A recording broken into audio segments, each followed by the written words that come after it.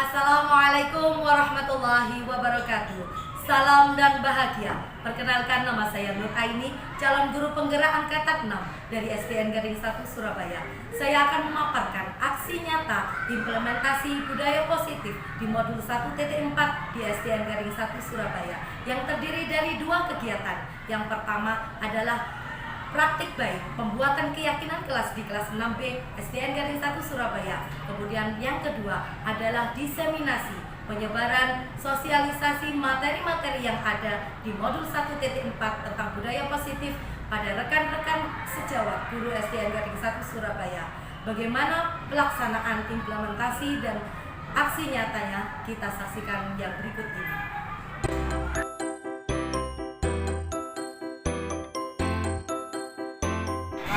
Hal pertama yang saya lakukan untuk membangun budaya positif adalah mengawali hari dengan perilaku positif, menyambut mereka dengan senyum yang merekah, memberi salam, mendoakan keselamatan dan keberkahan untuk mereka.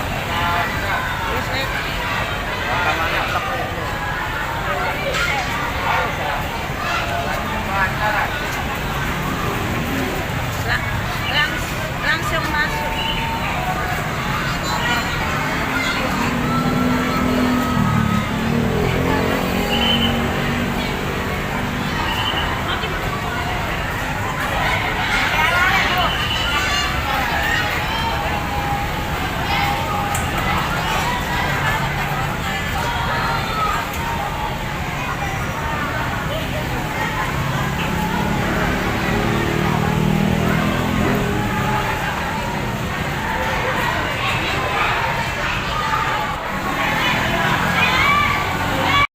Tian mengajak mereka untuk mendekatkan diri kepadanya melalui kegiatan pembiasaan ibadah, berdoa sebelum pelajaran, tadarus Al-Quran dan sholat duha berjamaah.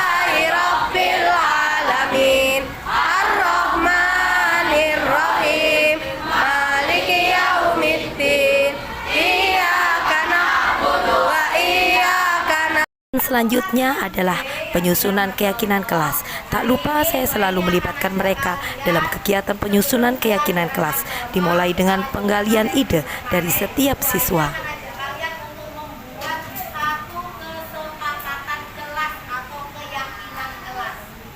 Tapi keyakinan kelas ini bukan ketika kita berada di kelas, karena Bu Aini yakin kamu sudah membuat yang namanya keyakinan kelas di dalam kelas ketika pembelajaran, atau yang kita kenal dengan istilah peraturan kelas.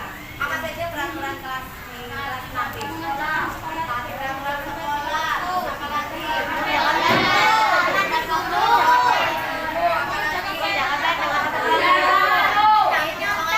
Tepat waktu, terus yang lain tidak terlambat dan lain sebagainya. Nah, sekarang Bu Aini akan ajak kalian, karena kemarin ketika kita melakukan kegiatan sholat duha berjamaah sudah tidak setertib biasanya. Apa saja yang terjadi kemarin? Pukul-pukulan, terus apa lagi? Rame, sholatnya nggak khusyuk. Nah, Bu Aini akan ajak kalian untuk membuat kesepakatan lagi supaya pembelajaran ketika di musola, baik itu sholat duha maupun pelajaran agama praktek di musola, bisa berjalan dengan baik, bisa berjalan dengan lancar. Oke, Bu Aini akan bagikan ke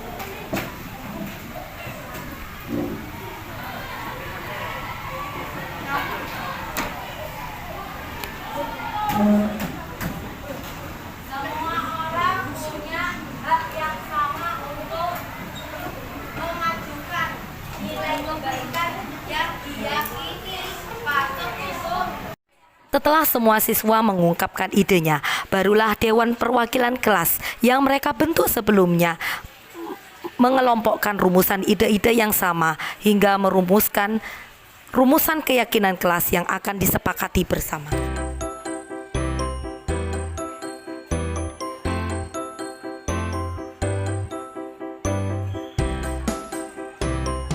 Alhamdulillah keyakinan kelas saat kegiatan di musola sudah kita rumuskan bareng-bareng. Sekarang kita dengarkan teman kalian membacakan satu persatu keyakinan kelas yang sudah kamu buat tadi. Silakan baca satu-satu. Satu, ada 5 ya. Satu apa keyakinannya? Kami akan memegang ayat 1. Oke, ayat 1 dulu. Yang kedua. Oke, yang ketiga. Kami selalu menjaga kebersihan di musola. Keempat, kami menghormati orang lain yang sedang beribadah. Yang kelima, kita berjanji untuk melaksanakan 5 hal ini ya. Siap untuk dilaksanakan? Siap. Alhamdulillah, terima kasih hari ini sudah terwujud satu keyakinan kelas kegiatan berada di musola. Kita lanjutkan pelajaran. Terpenting selanjutnya adalah menyebarkan materi melalui kegiatan diseminasi budaya positif modul 1.4 kepada teman sejawat di SDN Gading 1 Surabaya, karena saya yakin bahwa dengan berkolaborasi budaya positif akan terwujud dengan baik. Alhamdulillahirrabbilalamin. Salatu wassalamu ala asyrafil anbiya wal mursalin sayyidina wa maulana Muhammadin wa ala alihi wa sahbihi wa sallim ajma'in, amma ba'du. Yang terhormat Bapak Kepala Sekolah SDN Gading 1 Surabaya, Bapak Hakim SPD, yang kami hormati Bapak Ibu Guru, rekan sejawat saya, pendidik dan tenaga kependidikan di SDN Gading 1 Surabaya. Syukur alhamdulillah pada siang hari ini, marilah bersama-sama kita bersyukur kepada Allah Subhanahu wa taala atas rahmatnya, atas karunia kesehatan jasmani dan rohani kita semua masih diberi kesempatan untuk dapat berkumpul sama-sama menimba ilmu dalam rangka kegiatan diseminasi hasil pelatihan program guru penggerak yang telah saya ikuti selama 2 bulan ini. Mudah-mudahan niat kita bersama untuk menuntut ilmu akan dicatat oleh Allah sebagai kebaikan dan dibalas dengan kebaikan pula yang berlipat ganda. Amin amin ya rabbal alamin. Salawat serta salam semoga tetap terhaturkan kepada junjungan kita Baginda Muhammad Sallallahu Alaihi Wasallam, suri tauladan bagi kita semua. Mudah-mudahan kita semua akan mendapatkan syafaatnya setelah di akhirat. Amin ya rabbal alamin. Bapak Ibu yang kami hormati, pertama-tama saya mengucapkan terima kasih yang sebesar-besarnya karena panjenengan semua sudah meluangkan waktu di sela kesibukan panjenengan semua untuk berkumpul sebentar, karena ini adalah kewajiban saya untuk menyalurkan apa yang sudah saya terima di program guru penggerak yang sudah berjalan 2 bulan ini.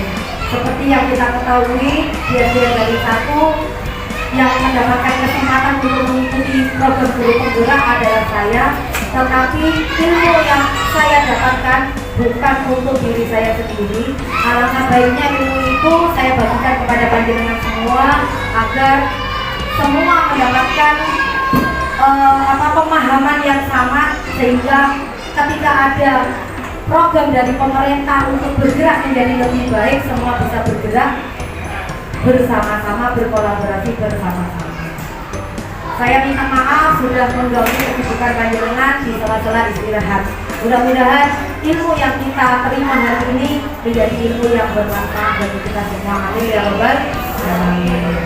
Bapak Ibu yang dirahmati Allah, agar apa yang kita jalani hari ini diberi ridho oleh Allah Subhanahu wa taala, marilah bersama-sama kita awali dengan membaca doa umul surat Al-Fatihah.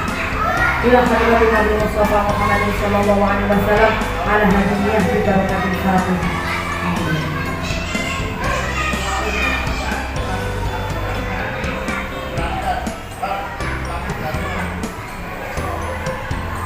Sadaqallahul adzim, maha benar Allah dalam segala firman-Nya. Bapak Ibu hadirin yang berbahagia, teman-teman semua yang dirahmati Allah. Hari ini saya akan mendefinisikan materi modul 1.4 tentang budaya positif. Satu modul telah saya pelajari, jadi guru penggerak angkatan 6 Kota Surabaya itu sudah menjalani satu modul, yaitu modul yang pertama. Modul pertama ini terdiri dari 4 submateri. Yang pertama 1.1 tentang filosofi Ki Hajar Dewantara.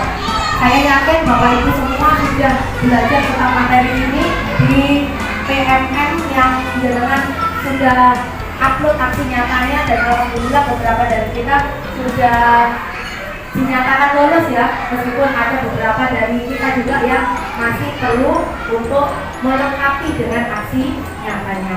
Kemudian di modul 1.2 ada nilai dan peran dari guru penggerak. Ini tidak perlu saya paparkan lebih jauh karena itu adalah kewajiban dari seorang guru penggerak untuk mengaplikasikan nilai dan perannya dalam kehidupannya di menjadi guru di lembaganya masing-masing. Kemudian di modul 1.3 ada materi tentang visi guru penggerak, yaitu bagaimana melakukan satu perubahan. Kalau dulu kita kenal dengan istilahnya tapi kalau analisis peluang dan kekurangan itu analisis SWOT ya, analisis SWOT. Tapi kalau di guru penggerak ada ilmu untuk membuat satu perubahan, yaitu dengan inquiry apresiatif melalui tahapan belajar.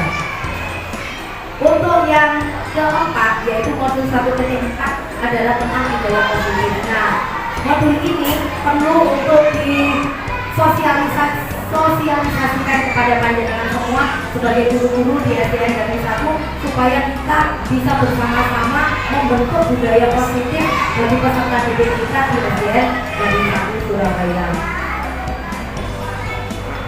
Tujuan dari kegiatan aksi nyata ini adalah bagaimana saya bisa memberikan pemahaman kepada jenengan tentang konsep budaya positif yang di dalamnya ada beberapa konsep-konsep kecil. Jadi modul 1.4 ini saya rasakan dan teman-teman calon guru penggerak lainnya di angkatan 6 itu merasakan lebih berat daripada modul-modul sebelumnya. Ada beberapa teori, banyak teori yang harus dipelajari sebagai pijakan untuk membuat satu perubahan. Di antaranya adalah paradigma stimulus respon, ada teori kontrol, teori motivasi perilaku manusia, motivasi internal dan eksternal, keyakinan kelas, hukuman dan penghargaan, kebutuhan dasar manusia, posisi kontrol seorang guru, dan yang terakhir adalah subjektivitas restitusi.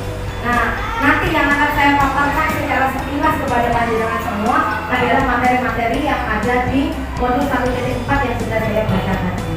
Kemudian diharapkan setelah mengikuti sosialisasi ini, panjenengan semua bersama-sama dengan saya dan Bapak Kepala Sekolah serta stakeholder lainnya di SDN Garing 1 bisa menerapkan strategi disiplin positif yang memerdekakan murid untuk mencapai ekosistem sekolah aman yang berpihak pada murid.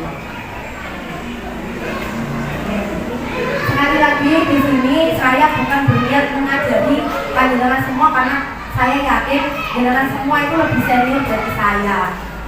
Cuma saya dapat kesempatannya lebih duluan daripada panjenengan semua untuk mengikuti pembelajaran ini. Tapi saya rasa kalau pendidikannya dari pendidikan guru, insya Allah materi-materi seperti ini sudah ada di bangku kuliah gitu. Kalau saya kan bukan pendidikan guru, jadi materi-materi ini adalah materi-materi yang baru bagi saya.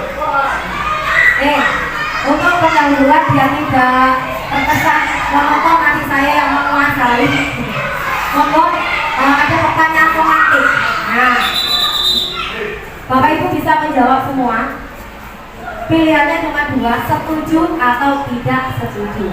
Ada yang pertama, hukuman dapat mendisiplinkan anak. Menurut panjenengan semua, setuju atau tidak setuju? Tidak setuju. Ternyata hukuman tidak bisa mendisiplinkan anak. Kenapa? Yang bisa mendisiplinkan anak itu biasanya kebiasaan itu. Oke. Terus yang kedua, pemberian hukuman dengan hal positif. Ada kan hukuman itu yang negatif merugikan anak, tapi ada hukuman yang positif. Contohnya membaca, membersihkan halaman sekolah, itu ternyata dapat meningkatkan kedisiplinan anak. Menurut panjenengan semua, setuju atau tidak setuju? Setuju. Setuju. Kenapa?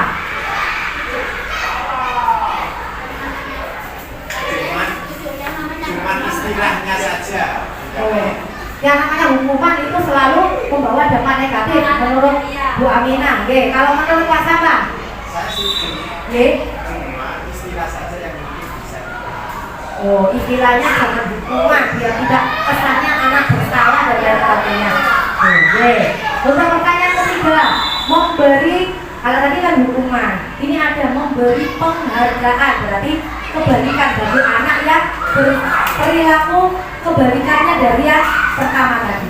Memberi penghargaan itu dapat meningkatkan motivasi belajar anak. Menurut panjenengan setuju apa tidak? Setuju. Setuju.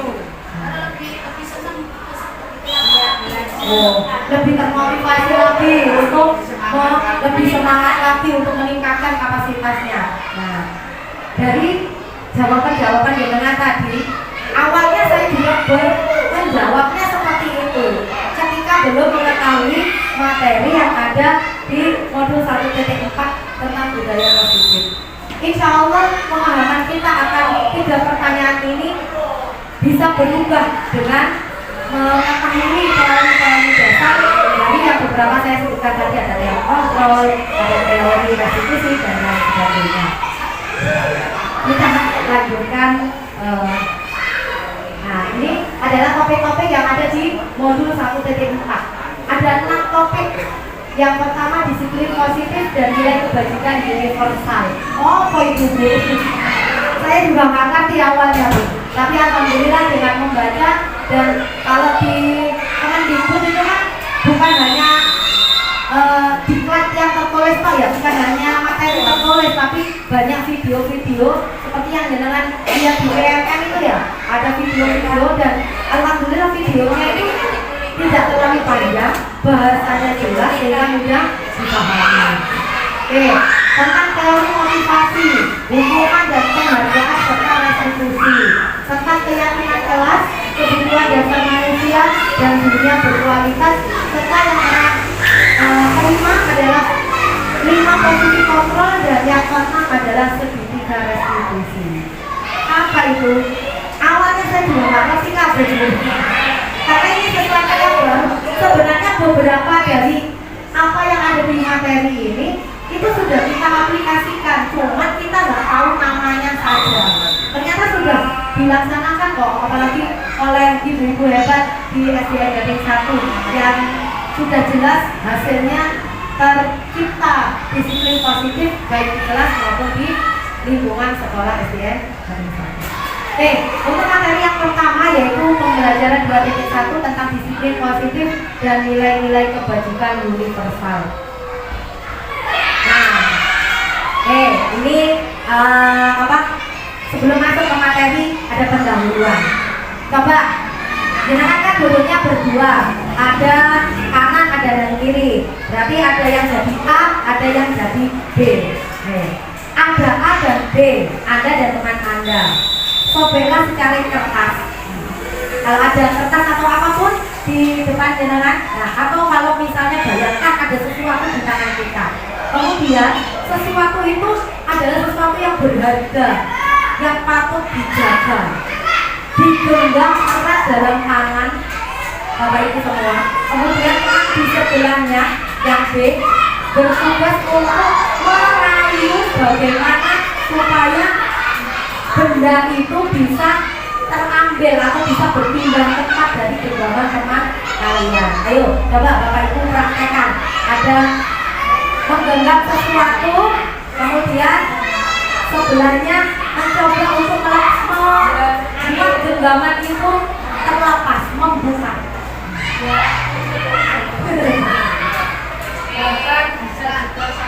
Oke, Oke, kita ibaratkan sobekan kertas ini sesuatu yang berharga, mau diambil oleh orang lain. Bagaimanapun caranya, dirayu, bahkan diancam, dengan segala daya. Kira-kira apa yang jenengan lakukan untuk menyelamatkan? Memberikan apa enggak? Kira-kira? Atau melepaskan sumbangan apa enggak?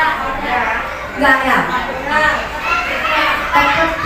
Tetap dipertahankan karena itu adalah sesuatu yang berharga. Walaupun teman kita merayu dengan himbalan misalnya yang besar, Ya bisa aja, bisa tidak. bisa aja dan bisa tidak. Oke, tergantung, mati lah, ada tergantung. Oke, berarti siapa yang bisa mengontrol apa yang kita lakukan? Diri kita sendiri, bukan orang lain ya. Walaupun orang lain itu sudah merayu, sudah membujuk, sudah memberi motivasi. Nah, itu juga yang terjadi pada peserta didik kita. Jadi, nah ini yang tujuan materi yang pertama, agar kita bisa memahami ternyata stimulus respon itu tidak lebih baik dari stimulus kontrol. Jadi lebih baik teori kontrol yang kita laksanakan daripada stimulus respon. Apa maksudnya? Yang pertama, stimulus respon. Kita mempercayai bahwa bisa mengubah orang lain dengan pandangan yang sama dengan kita. Kita meminta peserta didik kita untuk melakukan apa yang kita inginkan. Ternyata itu tidak bisa kan? Sama seperti jenengan tadi nggak bisa membuka walaupun dirayu. Nah, yang harus kita pahami berarti kita harus berusaha bagaimana membuat pandangan orang lain itu tentang dirinya yang akhirnya pandangan itu adalah kebajikan atau nilai yang positif yang sama dengan yang kita yakini. Kemudian perilaku buruk dilihat sebagai suatu kesalahan. Kita kan sering menjustifikasi ada yang berperilaku buruk, oh itu salah. Bukan hanya dengan mungkin saya bukan seperti itu, bukan mungkin ya, saya juga merasa seperti itu. Dan alangkah baiknya kita berubah bersama-sama. Kalau berubah sendiri itu tidak akan kelihatan, kalau berubah bareng-bareng dampaknya akan terlihat. Ternyata semua perilaku pasti mempunyai tujuan. Sama dengan peserta didik kita melakukan sesuatu itu ada tujuannya, ada hal yang ingin dipenuhi, ingin dicapai. Misalnya apa? Misalnya Dimas suka goda terus Pak, kenapa? Bisa jadi karena terus ada yang ada emosi yang belum terluapkan, terus ada lagi kebutuhan yang belum terpenuhi atau imbas dari kehidupan yang ada di rumah dan lain sebagainya. Orang lain bisa mengontrol saya, hanya Anda yang bisa mengontrol diri sendiri. Saya bisa mengontrol orang lain, kita tidak bisa mengontrol orang lain. Pemaksaan ada pada saat bukan gagal. Biasanya kalau dibujuk-bujuk berhasil kan dipaksa, awas ya. Nah, ternyata itu tidak baik. Yang baik adalah kolaborasi atau konsisten akan menciptakan hal-hal atau pilihan-pilihan yang baru. Model berpikir menang kalah. Nah, ada yang dominan, ada yang tertindas. Kalau sekarang adalah sama-sama menang karena sama-sama merasakan keuntungan. Itu adalah teori kontrol untuk merubah paradigma stimulus respon. Sekarang kita masuk ke disiplinnya. Disiplin berasal dari bahasa Latin disiplina yang artinya belajar. Awalnya disiplin itu secara bahasa artinya belajar, tapi paradigma berdisiplin sekarang itu sudah bergeser dari pemahaman dasarnya. Makna asal dari kata ini berkonotasi disiplin diri dari murid-murid, Sokrates ataupun Plato. Disiplin diri membuat orang menggali potensinya menuju ke satu tujuan yang dia hargai. Namun dalam budaya kita, kata disiplin itu sudah bergeser dari makna yang sebenarnya, merubah menjadi sesuatu yang dilakukan seseorang pada orang lain untuk mendapatkan kepatuhan. pengertian lingkungan umum adalah menghubungkan kata disiplin dengan ketidaknyamanan, bukan dengan apa yang dihargai atau apa yang dicapai untuk mencapai satu tujuan yang mulia. Nih. Nah, itu tadi disiplin.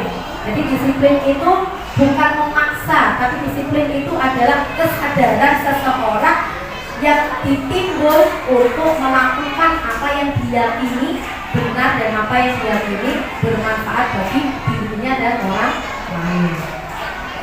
Sekarang materi selanjutnya adalah nilai-nilai kebajikan universal. Universal itu umum, tidak ada kaitannya dengan keyakinan tertentu, tidak ada kaitannya dengan sosial budaya tertentu. Jadi yang diyakini. Nilai-nilai kebajikan adalah sifat-sifat positif manusia yang merupakan tujuan mulia yang ingin dicapai setiap individu. Nilai tersebut bersifat universal,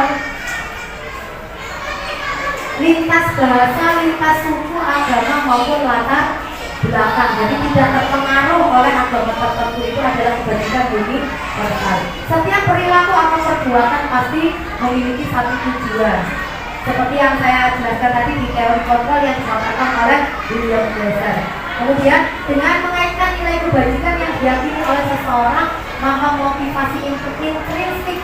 Motivasi itu kan ada dua, betul? Ada ekstrinsik, eksternal, intrinsik, dan intrinsik atau internal.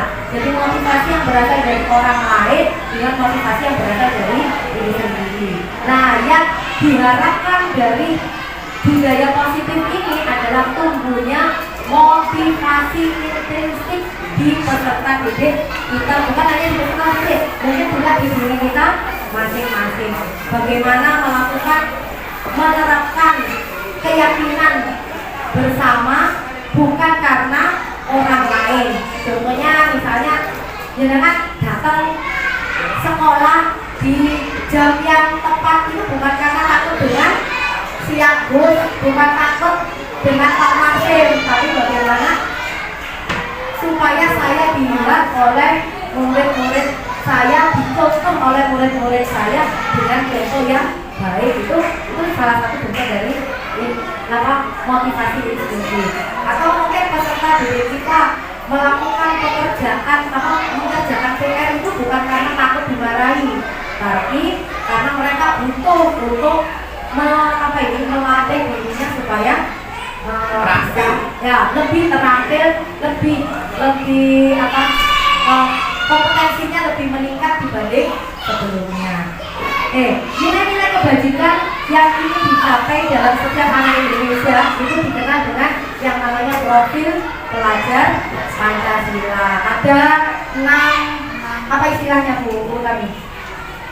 6 keterampilan. Ya. Bu kami itu bisa lagunya buat saya nggak bisa lagunya supaya cepat hafal. Ayo mulai. Kasih contoh supaya cepat hafal. Kalau cepat hafal kan cepat bisa disosialisasikan kepada peserta didik kita. Oke, nanti kita tunggu KPA-nya. Nilai kebajikan yang pertama, yaitu yang ada di profil pelajar Pancasila, adalah beriman, bertakwa kepada Tuhan Yang Maha Esa, serta berakhlak mulia. Kemudian nilai yang kedua adalah mandiri, ketiga bernalar kritis, berkebinekaan global, gotong royong, dan kreatif. Saya masih belum hafal urutannya. Bersama-sama, mau Budia, yang mana ya? Pelatihan. Oh ya, nanti ditirukan ya, ditirukan Bu kami supaya hafal kita semuanya. Mau Budia nih? Gak apa-apa, gak kelihatan. Gak usah, sadar gak ketok. Budian. Baik, terima kasih Bu Nuraini untuk kesempatannya. Tadi nilai-nilai profil pelajar Pancasila ya. Jadi untuk menghafalkan kita tidak hanya menghafal menurut diri kita, tapi juga kita menyampaikan kepada anak-anak bahwa Iya, keterampilan dasar yang harus mereka miliki di abad 21 ini adalah salah satunya tentang profil pelajar Pancasila. Nah, kita bisa menghafalkan lewat lagu ya. Ini lagunya yang naik becak. Saya mau tamasya, tapi kita ganti. Ya, belajar Pancasila, beriman dan bertakwa pada Tuhan Yang Esa, dan berakhlak mulia, berkebinekaan global, gotong royong mandiri, kreatif dan bernalar kritis. Oke, bisa ya, bareng-bareng. Ayo, kita bisa sama-sama semua bisa berdiri. Kejadian datang. Bang ya, dari tadi duduk bisa berdiri sambil tepuk tangan. Bisa ya? Silakan.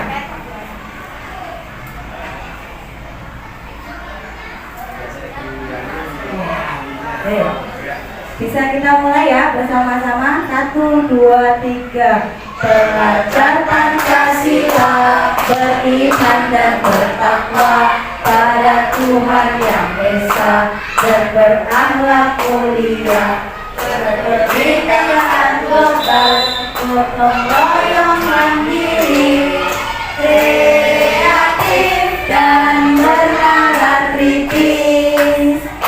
Belajar Pancasila, beriman dan bertakwa pada Tuhan Yang Esa, dan berakhlak mulia, berkebinekaan global, gotong royong mandiri, kreatif dan bernalar kritis. Terima kasih Bapak Ibu guru hebat.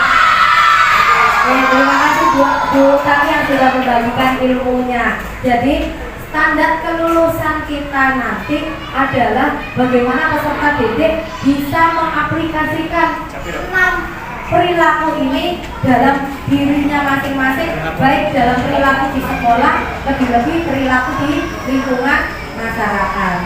Oke. Jadi materi yang pertama yang 2.1. Sekarang adalah materi yang kedua, yaitu tentang teori motivasi, dukungan, penghargaan, dan restitusi. Seperti yang saya paparkan di pendahuluan tadi ya, di pemantik ya. Mudah-mudahan pemahaman kita dari jawaban tadi bisa berubah sesuai dengan konsep yang sebenarnya. Kembali ke jalan yang benar, bertaubat bersama-sama. Oke. Ada 3 motivasi seseorang melakukan perilaku. Yang pertama adalah untuk menghindari ketidaknyamanan atau hukuman.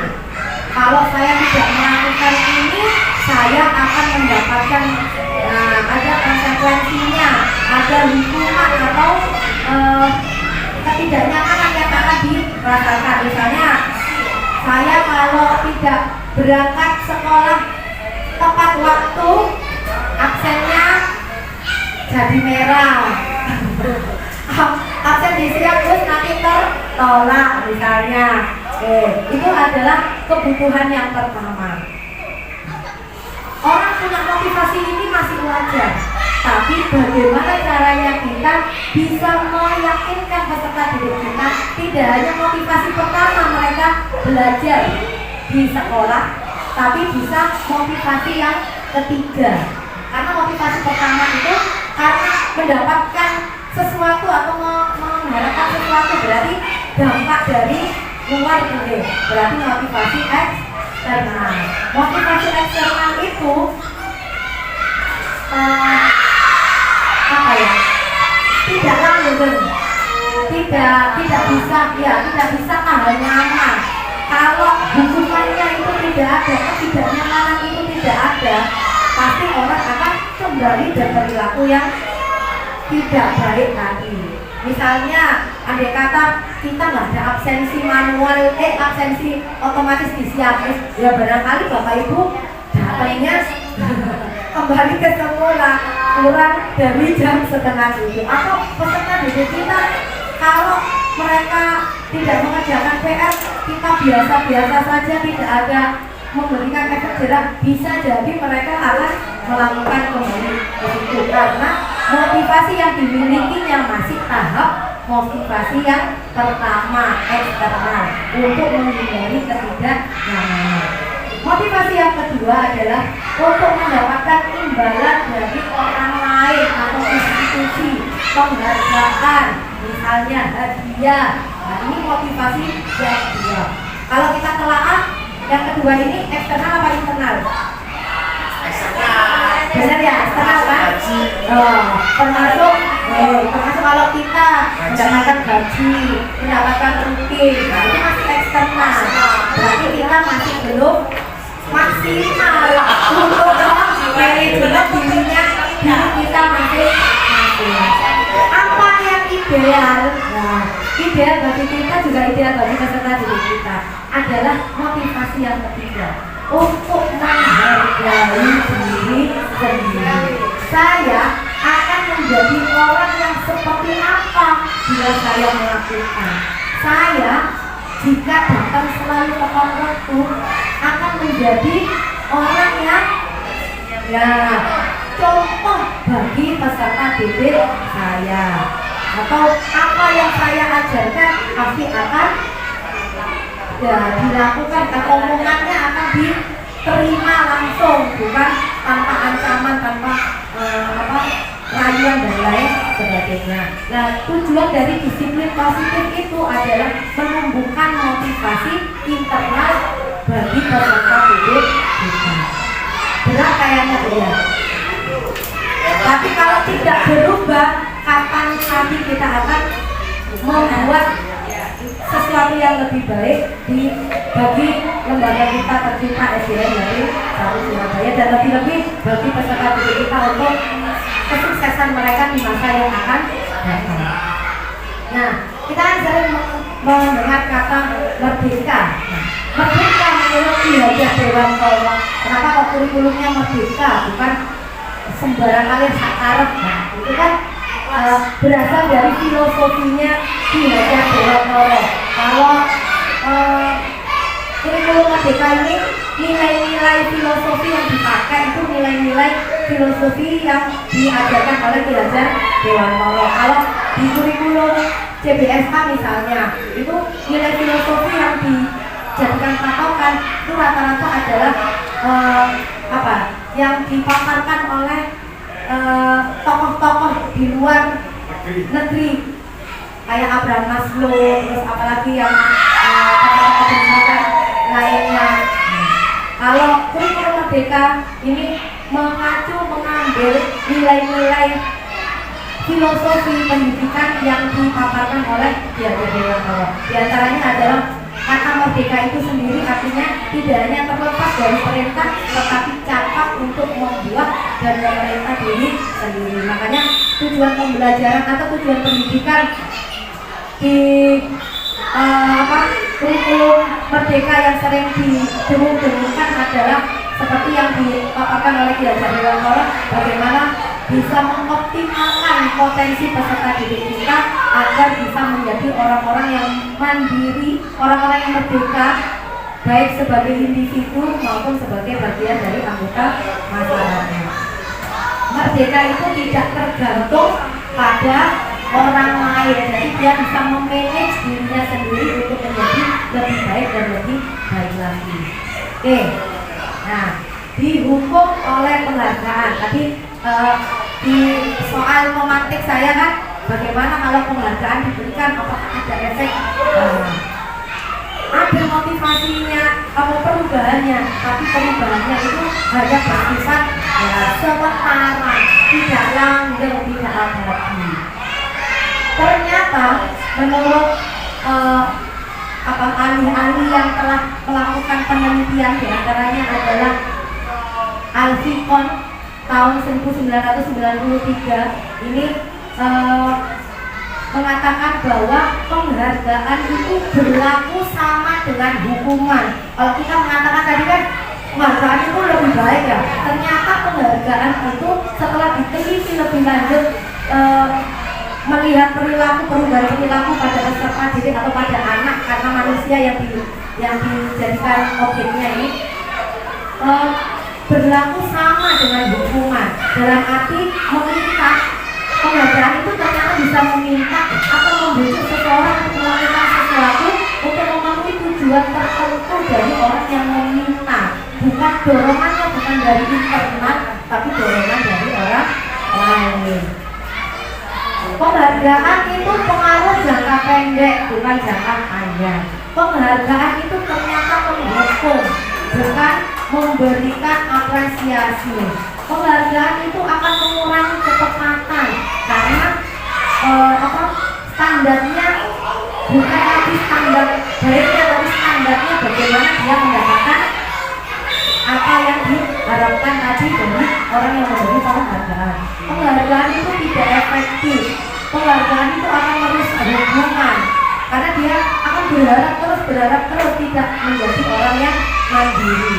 Penghargaan itu akan menurunkan kualitas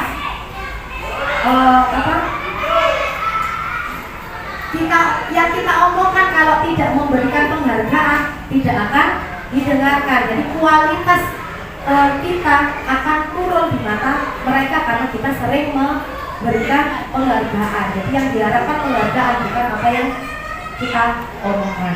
Penghargaan itu bisa mematikan kreativitas. Penghargaan itu akan mengurangi motivasi instinktif. Lalu apa loh hukuman? Tak boleh.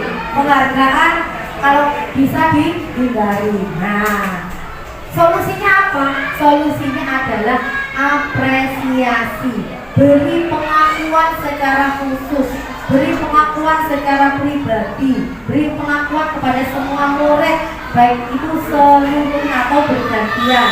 Beri pengakuan secara konsisten, fokus pada proses. Jadi bukan hasil yang diapresiasi, tetapi prosesnya. Oke, ini apresiasi itu yang harusnya atau sebaiknya yang kita berikan bukan hanya oh bagus, nah bukan itu saja, tapi ada kata pembuka, ada nilai kebajikan yang kita akan atau kita angkat, kemudian ada situasinya. Jadi ada tiga instrumen atau tiga unsur ini yang harusnya kita omongkan secara lengkap, bukan oh pinter, bagus, oke. Nah itu kurang efektif. Tapi kalau tiga-tiganya ini lebih mengena kepada mereka atau kepada peserta didik kita. Pembukanya dengan gini, kemarin saya perhatikan rasa empatimu besar sekali pada saat menolong murid baru di kelas kita. Ada peningkatan, ada nilai kebajikan, ada situasi. Kemarin misalnya apa contohnya?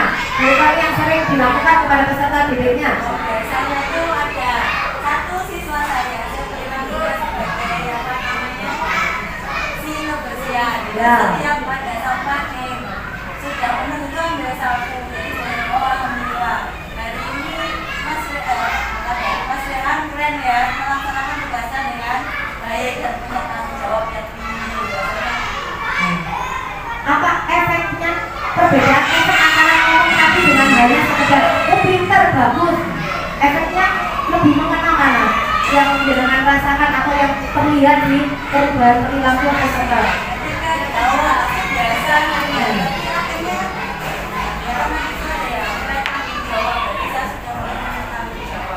awalnya sebenarnya dia biasa, jujur dia tidak terlalu pandai di kelas standar biasa, tetapi ketika dia melakukan dengan baik, ada apresiasi, akhirnya apa ya, rasa percaya dirinya mulai ada, berani mengungkapkan lupa.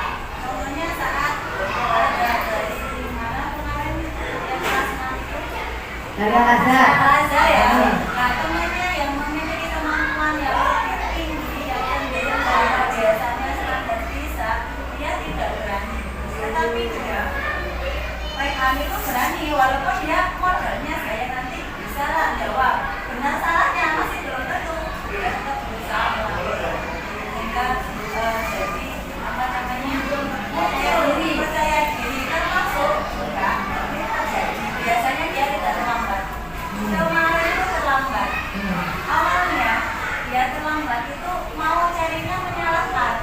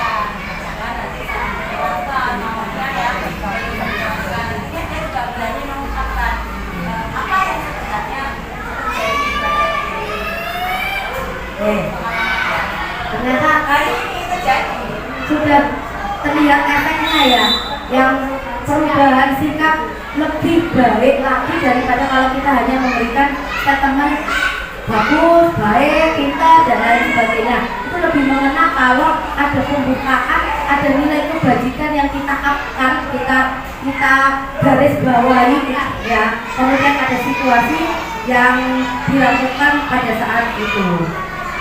Kalau yang diomongkan Bu Utami tadi, ketika ada anak melakukan sesuatu yang kurang baik ya, misalnya melanggar keyakinan kelas, terus diajak ngomong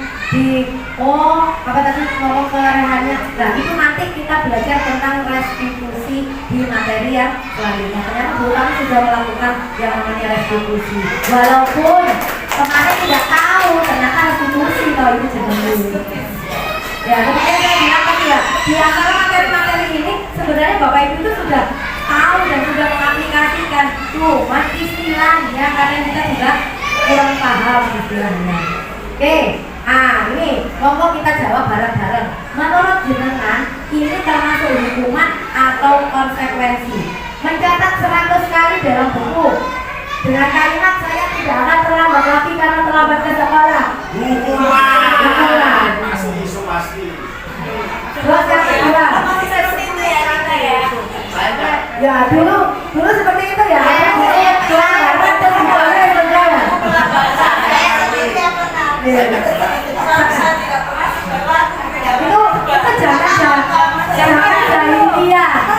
zaman jahiliyah belum dapat pencerahan. Sekarang dapat pencerahan. Oh jadi baleni Bu. Yang kedua, lari mengelilingi lapangan basket 2 kali karena terlambat dari di sekolah. Ini malah lebih fisik ya Pak ya. Nomor 3, murid diminta untuk push up 15 kali karena tidak menggunakan masker. Yang keempat, menggantikan kertas tugas teman yang telah dicoret-coret. Ayo. Konsekuensi.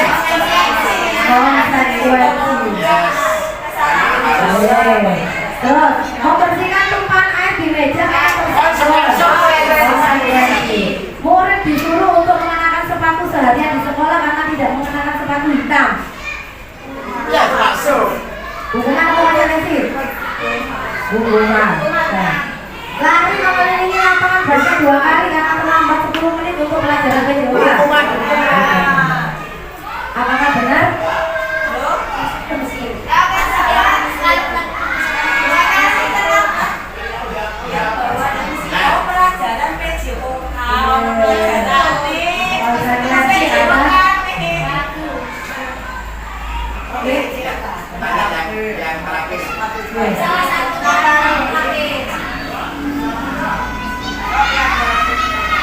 Lari mengelilingi basket 2 kali karena terlambat 10 menit untuk pelajaran PJOK. Karena kalau PJOK kan harus pemanasan. Karena dia terlambat berarti tidak ikut pemanasan. Sebagai konsekuensinya dia lari untuk pemanasan. Jadi bukan hukuman. Kecuali kalau berdiri, kalau saya ikut olahraga itu baru hukuman. Kalau di kelas kalau biasanya kan yang praktek biasanya yang saya praktek itu sebagai konsekuensi logis ya dari sebuah keterlambatan maka dia harus mengganti waktu. Jadi kalau 10 menit berarti dia harus mengganti waktu 10 menit. Betul. Jadi kalau teman-teman sudah pulang dia harus nunggu dulu. Itu sebuah konsekuensi logis. untuk melakukan sesuatu hanya duduk dia. Ya, dia akan menemukan dari 10 menitnya tadi diisi apa? Kalau hanya dibiarkan itu berarti hukuman. Karena apa? Karena dia ketinggalan 10 menit pelajaran. Maka 10 menit itu harus diberikan kepada anak meskipun. Tetapi dengan catatan dia harus mengganti waktu pulang 10 menit. Itu Kalau 10 menit molornya tadi hanya dibiarkan menunggu, itu saya rasa hukuman. Tapi kalau 10 menitnya itu itu baru yang namanya konsekuensi. Alhamdulillah, ternyata Bapak Ibu semuanya lebih hebat semuanya sudah hebat semuanya. Mudah-mudahan dengan kehebatan Bapak Ibu semua bisa membawa SDN Gading 1 menjadi lebih baik dari kami. Oke. Nah, tadi kita mengatakan kita kan sudah belajar yang namanya hukuman atau konsekuensi. Apa sih perbedaan antara keduanya? Kalau hukuman itu selalu menyakitkan, sesuatu yang menyakitkan harus terjadi. Tapi kalau konsekuensi berarti harus terjadi, walaupun itu belum tentu menyakitkan ya. Ada yang menyakitkan, ada yang belum tentu menyakitkan, ada yang merugikan, ada yang tidak bukan menyakitkan ya. Membuat anak sakit fisik maupun hati. Biasanya hukuman itu fisik, hukuman psikis, jiwanya goblok, diseleni dan lain sebagainya. Nah itu juga ya, mudah-mudahan mulut kita, karena kita itu seperti ibu ya. Ibu itu doanya mustajabah. Kok nek malaikat lewat dikabulno alhamdulillah. Jadi walaupun semarah-marahnya dia tetap alhamdulillah anakku sing ganteng ya. Tapi dengan ada seperti itu kan kayak merasa apa? Anaknya bakalan tersinggung. Terus membuat anak merasa tidak nyaman dalam jangka waktu pendek ya kayak tadi. Alhamdulillah anak ganteng kurang sekolah terlambat bahkan aja rasa tidak nyaman anaknya. Itu kan bukan memarahi tapi ya mengingatkan sebagai konsekuensi. Paksaan, stimulus tanggapan. Kalau hukuman itu mendorong anak untuk menyakiti diri sendiri, mendorong anak agar mudah menyelesaikan diri, konsep diri yang buruk, konsekuensi akan konsep diri yang baik akan menjadikan anak semakin lebih baik dan lebih baik lagi. Anak belajar untuk menyembunyikan kesalahan karena takut dihukum. Tapi kalau konsekuensi, anak akan belajar bagaimana mematuhi peraturan yang ada. Marah, rasa bersalah. Kadang kalau kita hukum kan kita marah, anaknya semakin tambah marah dan menghukum kita. Merasa bersalah, aku kok koyok ini merugikan, memalukan misalnya. Terus merasa dipermalukan, apalagi kalau kita mengingatkan di hadapan banyak anak, banyak temannya, merasa tidak dihargai. Tapi kalau konsekuensi, dia akan kehilangan hak. Kalau merasa kehilangan haknya, bagaimana besok tidak melakukan supaya haknya terpenuhi. Dibuat tidak nyaman, diasingkan untuk sementara, merasa tidak nyaman tapi sementara, supaya apa? Dia kembali ke yang benar sehingga dia mendapatkan apa yang seharusnya dia dapatkan. Oke, nah Bu Utami, ini tadi yang Bu Utami sudah lakukan, itu disebut restitusi. Apa restitusi? Adalah proses menciptakan kondisi bagi murid untuk memperbaiki kesalahan mereka sehingga mereka bisa kembali pada kelompok mereka, bukan merasa dirinya gagal, merasa dirinya menjadi orang yang tidak berguna, tapi bagaimana membuat peserta didik itu atau murid-murid kita menjadi pribadi yang lebih baik lagi sehingga ketika kembali lagi ke kelompoknya dia menjadi pribadi yang lebih baik, tapi tidak melakukan hal yang merugikan untuk kedua kalinya, tidak terperosok di lubang yang sama. Restitusi itu merupakan proses kolaboratif, jadi tidak satu orang toh, tapi kolaboratif. Ada guru dengan siswa berkolaborasi untuk memperbaiki diri siswa, atau ketika memperbaiki pembelajaran ya, guru dengan siswa dan guru dengan teman sejawatnya, itu adalah bentuk dari restitusi untuk mencari solusi atas masalah yang dihadapi. Oke. Nah, ada 9 ciri-ciri restitusi.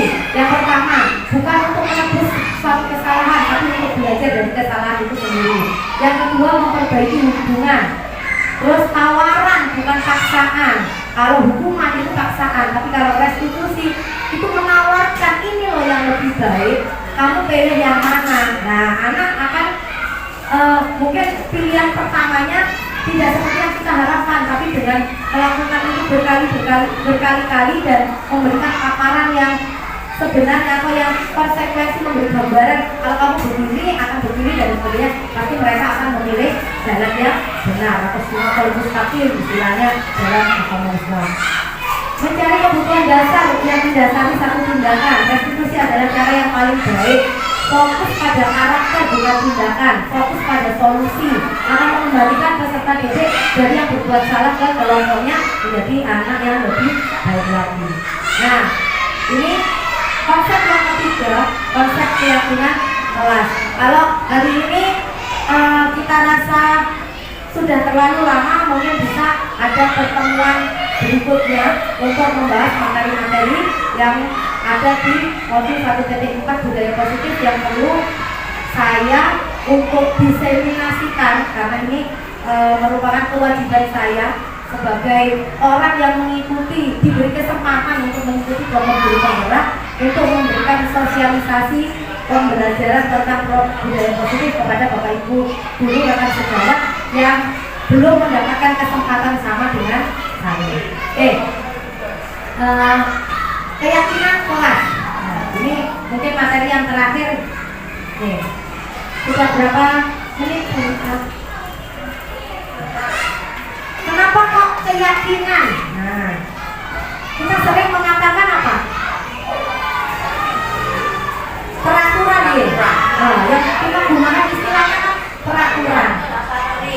Kok di materi guru penggerak itu bukan peraturan tapi keyakinan. Apa bedanya? Kenapa kok harus memilih konsep keyakinan? Nah, kenapa tidak peraturan? Kenapa harus keyakinan? Karena kalau keyakinan itu munculnya dari diri, tapi kalau peraturan dari orang lain, kan dari hukuman atau dan lain sebagainya. Menggunakan kata keyakinan di kelas untuk mendukung munculnya motivasi intrinsik dari diri peserta didik kita agar kembali ke nilai-nilai keyakinan yang lebih menggerakkan seseorang dibanding mengikuti serangkaian dari peraturan yang ada. Nah, ini bedanya. Menurut jenengan, sisi kanan yang hijau atau sisi yang putih, yang kiri, yang termasuk keyakinan kelas. Kalau dari penjelasan yang tadi, kesepakatan kelas, data tepat waktu, mengucapkan salam, menjaga kebersihan sekolah, berdoa sebelum dan sesudah kegiatan, aktif dalam pembelajaran, tertib. Dengan kesepakatan selanjutnya, kami guru dan murid saling menyayangi, kami murid yang semangat belajar, kami murid yang peduli dengan teman-temannya. Kalau yang hijau ini peraturan terus yang putih ini keyakinan kelas. Efeknya itu lebih jangka panjang daripada peraturan. Kalau peraturan tidak ada yang mengawasi, wis bablas. Tapi kalau keyakinan kelas, karena dasarnya dari diri, insya Allah mereka akan ingat dan semoga tetap ingat. Oke. Nah, tes lagi. Coba menurut pemahaman jenengan, statement ini kalau dibuat keyakinan kelas itu apa? Selalu kembalikan buku ke tempatnya. Berarti nilai apa yang akan enggak, ini peraturannya kan selalu kembalikan buku di tempatnya. Kita buat peraturan ini menjadi keyakinan.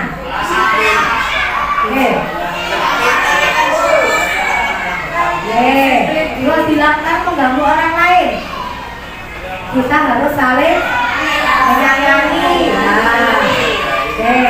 Hadir di sekolah 15 menit sebelum pembelajaran dimulai.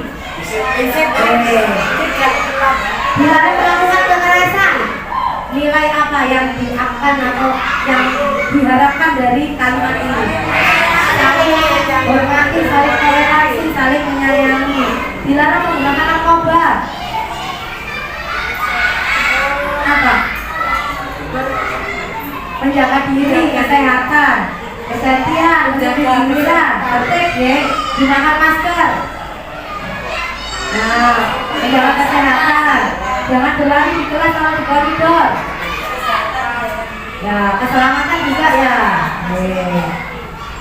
Nah, keyakinan kelas yang ada dari kalimat peraturan-peraturan itu, nah, selalu kembalikan buku di tempatnya. Berarti tanggung jawab. Bagaimana kita bisa disiplin? Ya,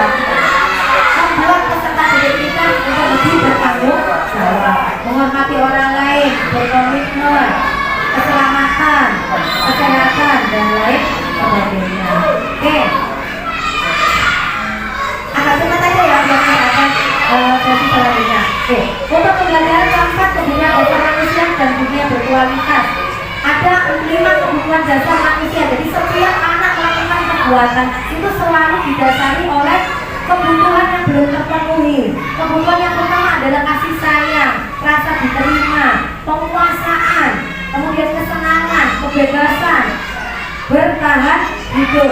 Bisa jadi misalnya Dimas tadi memukul temannya, itu kata belum tentu Dimasnya yang salah karena dia ada kebutuhan yang belum terpenuhi.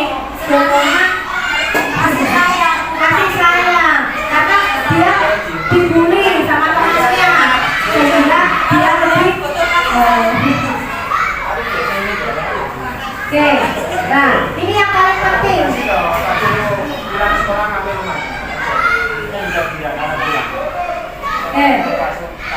Lima posisi kontrol. Nah, 5 posisi kontrol itu adalah bagaimana kita posisi kita dalam melakukan satu peraturan kepada peserta didik kita. Ada 5 posisi kontrol. Yang pertama penghukum. Nah, penghukum itu biasanya ngomong gini, kamu kalau melakukan itu nanti saya begini kan. Nah itu penghukum. Efeknya ketika guru berkata kalau kamu melakukan, awas ya, akan memberikan sifat yang menyakiti orang lain. Hasilnya seperti itu. Tapi kalau membuat merasa bersalah, yang kayak tadi omongannya halus tapi yakin, ya pinter, ini pelanggan mana ya misalnya, itu kan ada omongannya halus tapi anak merasa dirinya bersalah. Itu adalah posisi kontrol yang kedua, membuat orang merasa bersalah. Nah,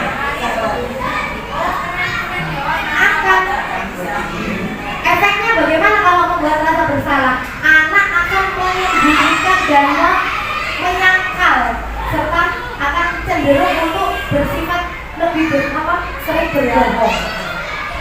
Terus posisi tenang itu memposisikan diri kita lebih dekat dengan mereka. Itu ada sisi positif tapi ada negatifnya.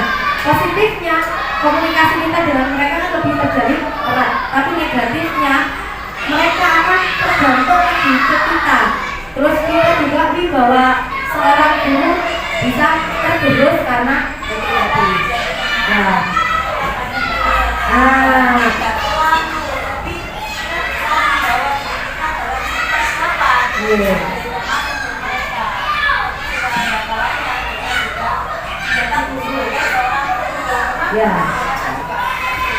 Makanya itu tadi ada positif, ada negatifnya. Kalau yang dua posisi pertama tadi, penghukum maupun membuat merasa bersalah, ini negatifnya yang ada, bukan positifnya. Efek positifnya yang kurang. Terus pemantau itu selalu mengingatkan. Nah,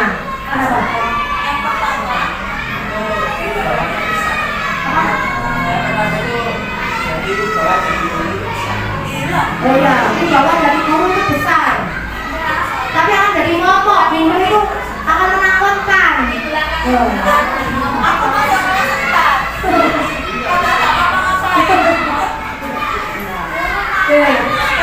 Nah, yang diharapkan dari kita adalah bagaimana kita bisa merubah posisi kontrol kita terhadap peserta didik kita, bukan lagi sebagai penghukum, bukan lagi sebagai pembuat rasa bersalah, teman ataupun pemantau, tapi sebagai manajer. Bagaimana peserta didik kita bisa memanage dirinya sendiri. Jadi kita membuat mereka bisa menjadi orang yang mengatur dirinya sendiri untuk selalu berbuat yang sesuai dengan koridor yang benar. Yang terakhir ini segitiga restitusi. Tapi kan restitusinya sudah. Pelaksanaannya segitiga restitusi itu ada 3 tahapan. Yang pertama, menstabilkan identitas. Membuat anak merasa gagal karena berbuat salah itu menjadi positif terhadap dirinya. Orang kalau merasa bersalah itu energinya akan terkuras, sehingga harus distabilkan dulu. Guru berkata, berbuat salah itu hal yang manusiawi. Tidak ada manusia yang sempurna. Dulu bapak sama atau ibu guru itu juga pernah melakukan itu. Nah, dengan awalan-awalan ini itu lebih membuat anak akan istilahnya tobatan nasuhan. Itu ya. Terus yang kedua yang dilakukan dalam restitusi tadi, anak diajak ngomong. Tadi pertama menstabilkan kesalahan, yang kedua validasi kebutuhan, membantu murid mengetahui apa saja yang dibutuhkan. Yang bisa dilakukan dulu, kamu bisa melakukan hal yang lebih buruk, tapi kamu bisa melakukannya. Kamu pasti punya alasan mengapa melakukan itu. Apa sih yang penting bagi kamu dan lain sebagainya. Yang terakhir adalah menanyakan keyakinan. Apa yang kita percayai? Nilai universal apa yang harus setiap kita sepakati. Ini adalah materi-materi pokok yang ada di modul 1.4 yang bisa saya jelaskan kepada panjenengan semua, dan saya yakin panjenengan semua sudah paham dan sudah lebih tahu dulu daripada saya. Oke. Yang terakhir, saya juga harus menunjukkan aksi saya menerapkan beberapa tadi. Ini tidak perlu terlalu lama ini, karena kalau lama durasinya melebihi yang diharapkan. Ini tadi saya sudah sedikit mempraktekkan yang namanya membuat keyakinan kelas dengan menggali ide-ide dari peserta didik kita, kemudian ide-ide itu dicantumkan di depan, dibahas bareng-bareng, nilai kebajikan apa yang sama dikelompokkan. Karena tadi saya mengelompokkannya bareng-bareng ternyata tidak efektif, akhirnya saya memilih kayak pemerintah itu ada anggota DPR. Jadi perwakilan mereka yang mereka anggap mewakili suara mereka untuk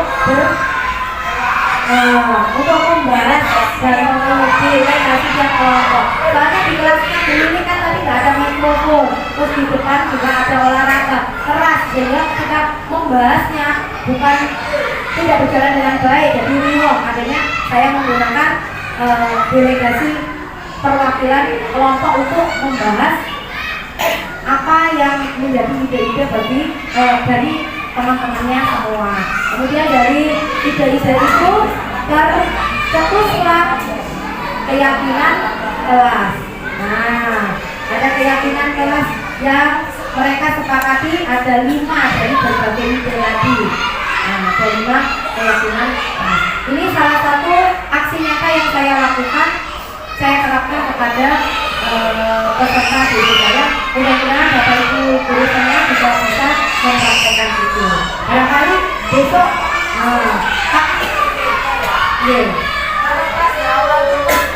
nah kontrak belajar sama ya.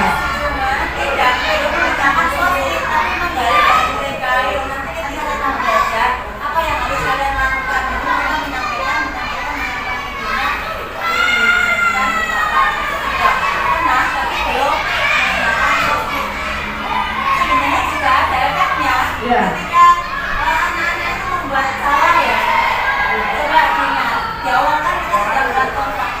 Kesepakatannya apa? Akhirnya mereka ingat. Kita tidak bisa langsung anak itu bisa terus karena memang karena mereka masih anak-anak ya. Tetap harus ada kontrol dari guru itu. Kalau mereka sudah langsung, kita kan sudah mau kesepakatan ini di awal. Kita harus melakukan ya sudah jelas sepakati terus menerus kemudian Islam Disosialisasikan hasilnya nggak? sudah ditampakkan bersama buat aturan ini termasuk karena belum tahu adanya hukuman tadi ya Ada konsekuensinya. juga sudah ya juga sudah dari para kalau tidak diingatkan mereka akan jadi malah Ya. Berarti aplikasi masih belum tumbuh, masih perlu belajar dan belajar lebih lagi. itu perlu pembiasaan. Iya. Kalau lepas tidak bisa jadi kurang masih perlu kali gitu Ya. karena mereka masih anak-anak bukan orang dewasa. Ya. kesadarannya masih belum tumbuh sepenuhnya. Oke, alhamdulillah tadi materi-materi di modul 1.4 yang harusnya saya sosialisasikan ke panjenengan semua sudah saya berikan. Sekarang kembali lagi ke diri kita masing-masing, apakah materi itu kita aplikasikan menjadi sesuatu yang sia-sia. Kalau sia-sia kan mari mlebu kuping kanan atau kuping kiri ya wis mulai ya partai ya. Jadi kalau ini menjadi sesuatu yang bermanfaat, monggo kita berubah bersama-sama untuk menjadi lebih baik lagi. Terima kasih kepada Bapak Ibu guru, rekan sejawat saya dan Bapak Kepala Sekolah SDN Garing 1 Surabaya yang sudah berkenan meluangkan waktunya untuk menghadiri kegiatan aksi nyata diseminasi materi modul 1.4 pendidikan guru penggerak. Saya sebagai narasumber di sini mohon maaf atas segala kesilapan. Terima kasih atas segala perhatian. Akhirul kalam. Wassalamualaikum warahmatullahi wabarakatuh.